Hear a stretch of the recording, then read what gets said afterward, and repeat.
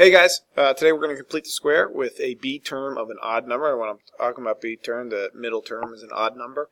That poses a problem because when the b term is an odd number, when we divide it by 2, so in this case 5 divided by 2 is 5 over 2 or 2.5, which is just going to add a little bit more complexity when we're manipulating our equation here. But when I'm looking at this, the constant's on the right side, so I am going to set it up so I leave a space to complete the square to create a perfect square trinomial. Now I'm taking that 5 over 2, and what is going to go in there is 5 over 2 squared. That is 5 squared is 25. 2 squared is 4, so it's 25 over 4.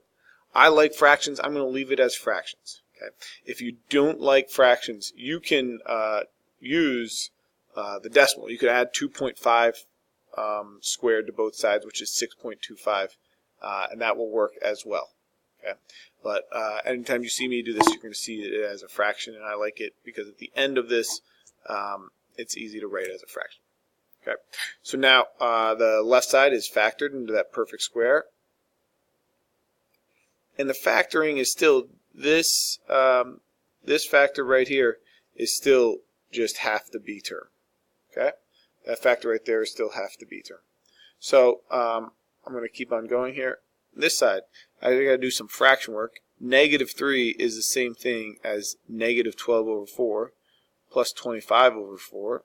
25 minus 12 is 13 over 4. Now I'm into my solving. So to solve, first thing I'm going to do is take the square root of both sides.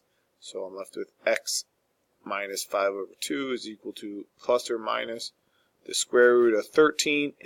I can break that square to the numerator and the denominator, and the square root of 4 is 2. The reason I did that is so now when I add 5 over 2 to both sides, there is a common denominator. So x is equal to 5 plus or minus the square root of 13 all over 2. If you decide to use decimals, it will look slightly different, but if I put this into the calculator, that answer should be exactly the same.